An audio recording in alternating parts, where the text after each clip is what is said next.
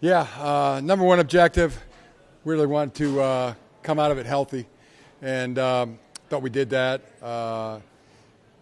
Two, I wanted to play good, wanted us to play good, thought we did that, and 3-1, third objective to win, we did that. Been feeling like we've got a lot of ascending players that have been ascending in practice, and just couldn't wait to see them play in the real game, and it could go through a bunch of the names. I mean, Nico Reed, guy that's been he's been battling, working through things all camp, but continues to work through them and play good. And then also I just, give Joe Ortiz a ton of credit. Just felt like we were getting better at every position group, and that depth was good. Showed tonight. And nothing but respect for the Lions. The Lions they're a deep team. Nothing but respect. Dan Campbell, the job he's done is tremendous, and we were fortunate getting some great turnovers. Kendall Williamson started us off right. Punched that ball out on the kickoff and recovered it. That was tremendous. Naheem Miller-Hines, just so great to be in the middle of that comeback story, and he has the big return and ran the ball really well, one of our leading rushers in the game. And Trey Lance, big night for Trey. Just played calm, played cool, collected, ran the operation, thought he threw the ball really well. And, good night for him. Kamani Vidal, great to see him get the 2 touchdowns. And Miles Purchase, that interception in the post. And Tony Jefferson's interception in the post. All defense kind of leaving off where they picking up where they left off. 7 points and creating turnovers for us to hold the Lions under 100 yards rushing. That was a great accomplishment for us. And so it's a good start. And we'll go back and keep building.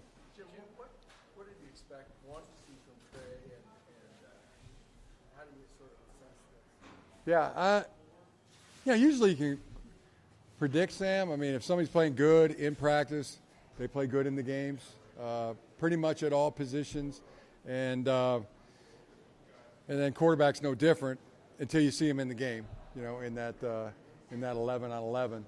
But I thought he had the same kind of composure and poise, and just in control. There's a presence that I've been seeing all camp. He's had a heck of a camp, and then he went out in the game and did that.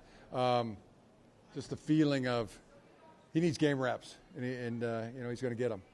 And it's a great start for him tonight.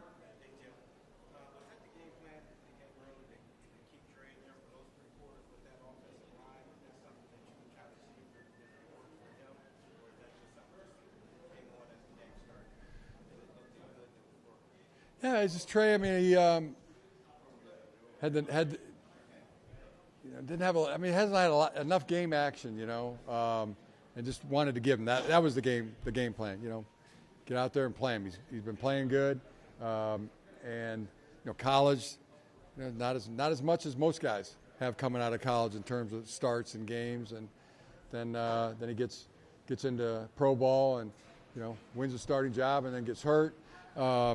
And so he hasn't had a lot of game experience, and that's what we're trying to give him. And he acquitted himself well. Yeah. Yeah.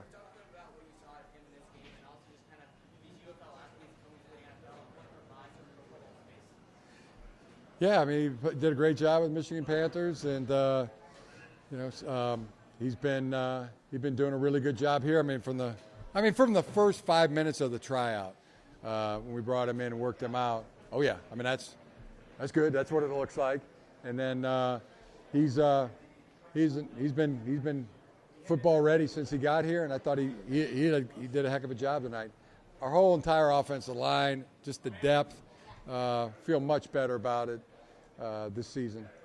As I said, a lot of position groups I feel like are are ascending, every single position group, and we just keep rolling. But he did a heck of a job. Shout out to Steve Kaiser and Joe and Chad Alexander, our entire personnel staff. I mean, why are we deeper? Why are we a deeper team? Why are the position groups more competitive? Because they drafted or signed the guys that have created that competition and created that depth. Nico had 6 in practice, 4, right? Yeah. Has he made big plays consistently? Yeah. Similar. I mean, similar to some of the rookies that make a play every single day, like Amarian Hampton. I mean, he pops every day. Amarian pops every day. KLS, pops every single day. So does Trey Harris. So does Aronde Gadsden. So does Nico Reed. They just show up. And, to Nico's credit, I mean, there's a lot of guys,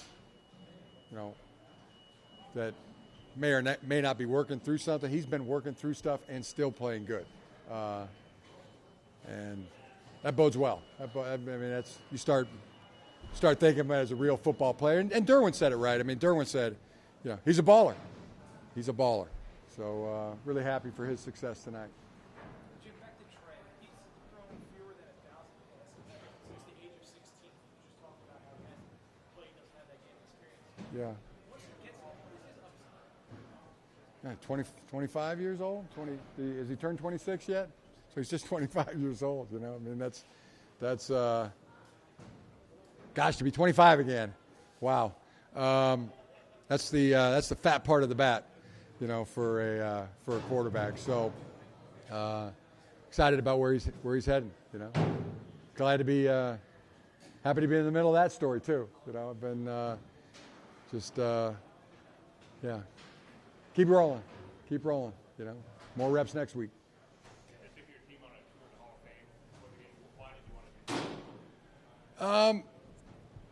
Just because we're at the Hall of Fame, and both times I came here as a player, then once or twice as a youngster. I mean, that's amazing to go through. I mean, people need to go through there. People, and you just start reading the exhibits, and you look at the bus room. I mean, the first class inducted in 1963. I mean, George Hallis and Jim Thorpe and Bronco Nagurski, and I mean it's incredible. And our guys were riveted. They were riveted. So I mean, just you cherish that. Why? Because you cherish that opportunity to go through the Hall of Fame, and it brings you back. It brings you back to when you were a kid and you're playing this game. I mean, with joy and with passion and dreaming, and you're dreaming big. You're dreaming about, being like those guys that are in the Hall. And it replaces some of that, like, anxiety, to perform and to, that kind of fear of failure. I mean, just takes you back to being like it was when you were a kid. And then you start realizing, hey, each guy, they got the ability, they got the license, they got the opportunity to do the same thing as those men that wear the yellow jacket. And then after that, we got on a bus and we whip around the stadium, and we come walk into Canton McKinley High School, and you got to go through there for the security check. And now you're like you're young, and then you're thinking about this opportunity that you have, and then you come back a half circle to when we were in high school. We're walking through hallways, and it's just I mean, phenomenal. I mean, I know it wasn't just me. I know there's a bunch of other guys that were taking that journey, and it ends up in gratitude and like, yeah, why not why not go out there and just give it our absolute best and see what we can accomplish, and with joy and passion for this game that we chose and chose us. It's it's a blessing, and that's as good as it gets. So, all those reasons. Any